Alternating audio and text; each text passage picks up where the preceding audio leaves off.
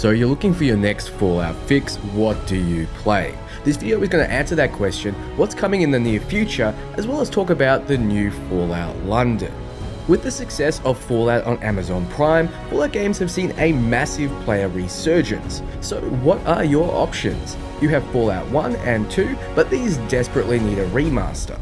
I love them, but they haven't aged well for the newer gamers. Fallout 2 basically locking you out of progressing if you don't start your character with some points-in attributes that help with combat.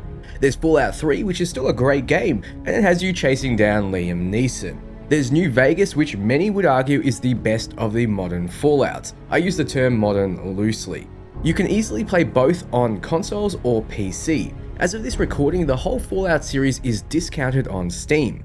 Then there's Fallout 4 and Fallout 76. Fallout 4 is getting a next-gen update very soon. Check out my recent video for more on that, so it's probably best to wait a bit for it. Or if you're watching this at the end of April, then it's a great time to check the game out.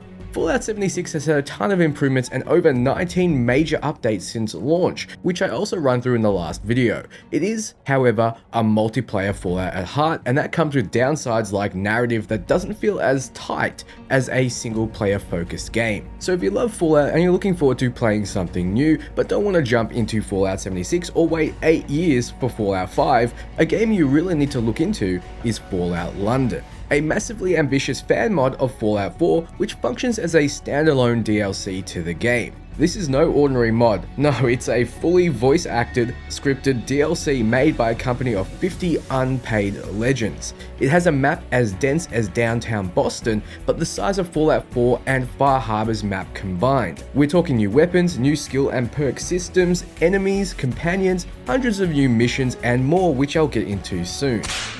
Oh, howdy, partner. Did you know Magic the Gathering has released a new set that's prettier than a $5 bill? There it is! It's beautiful! Take your hat off, boy! Calm down now. Though these cards can be exchanged for goods and services, you're going to want to add them to your collection. Outlaws of Thunder Junction brings with it new cards and new mechanics, like Plot, which lets you get up to no good. You also have cards like Oko the Ringleader, who's as bad as an Australian trying to impersonate a cowboy.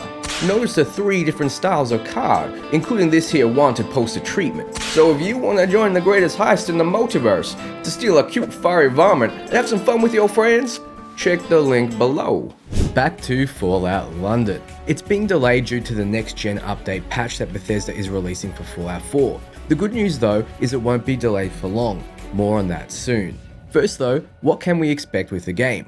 Fallout London is an extensive mod for Fallout 4 that's been in development since 2019 by Team Fallen. Taking place in the UK, this mod is set between the events of Fallout and Fallout 2, and like mentioned, the main map is roughly the size of Fallout 4's Commonwealth. To be precise, Fallout 4 and Far Harbor combined. Fallout London takes place within the broader Fallout universe, and you'll need Fallout 4 in order to play it. The story picks up in 2037, and players will get a chance to wander around the post-nuclear war version of London, stumbling upon iconic sites like Big Ben, Buckingham Palace, and more. Of course, the landscape has been dramatically reshaped after decades of mayhem and radioactive fallout. As a change of pace from the past Fallout title set in the US, London will allow players to soak in the culture and history of pre-war Europe. There are also completely new factions that fill out the lore in exciting ways, as well as European items, food, and even their version of a Pip-Boy. There'll also be trains, boats, and taxis to help you get around the massive areas. Like mentioned, the game includes intriguing new lore and factions. Some of the fresh factions the players will encounter in Fallout London include the Fifth Column, a mysterious group fighting for Londoners; Camelot, descendants of British nobility wanting to restore the monarchy; the Tommies, a vigilante police force with totalitarian tactics; and London's gentry, upper crust citizens secluded in Westminster. Basing the game in London provides a chance to explore how the resource wars and class divisions shaped pre-war British society. The lore has been carefully crafted to fit right into the existing Fallout universe while bringing exciting new perspectives. The mod as of January has 121 new weapons, including unique uniques, 514 clothes, 64 foliage, 425 bits of architecture, 203 consumables, and 2056 statics, so a ton of new assets to go with the enormous map. It has a brand new perk and attribute system in place, so expect build and theory crafting through the roof. There'll also be new skill and perk checks in dialogue. The quests have taken the most amount of work, requiring writers, scripters, voice actors, and audio engineers to create 53 new main quests, with 35 side quests, 25 faction quests, 64 miscellaneous quests, and 16 gang quests. There are 7 recruitable companions in the game, including Churchill, a very good boy.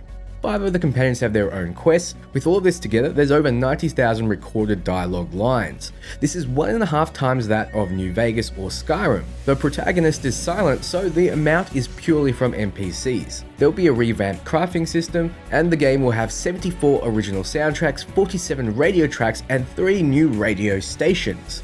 So all those waiting for another Fallout experience, Fallout London is going to be your absolute best bet, since we can't expect Fallout 5 to be any closer than 8 years away. This is according to my last video if you want to know more about it. Now, when can you expect Fallout London's release? It was said to be released on April 23rd of this year, but due to the next gen update, it will be delayed. To clarify, the next gen update is coming only 48 hours after the set release of Fallout London, which works out to the 25th of April. It stands to completely break the mod. The team mentions that you can roll back updates and play around to most likely get it working, but they want the rollout of the mod to work out of the gate for everyone.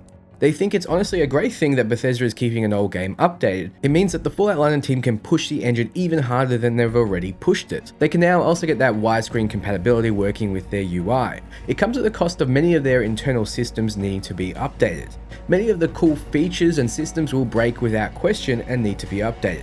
Much of Fallout London's map is as dense as downtown Boston, so the systems put in place to make sure it runs smoothly will break.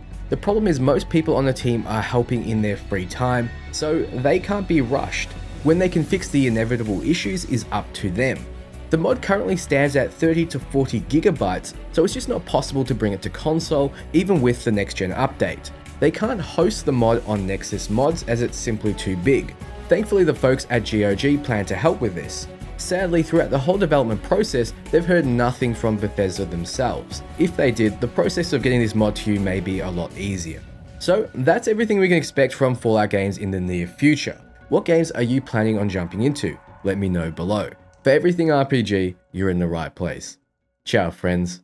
We're not building mere levels. We're in fact crafting London from the ground up. Recognizable, changed, warped. A world where every step shapes your legend, and where the landscape is as deadly as the tales you choose to tell. The game setting includes 15 boroughs of London to openly explore.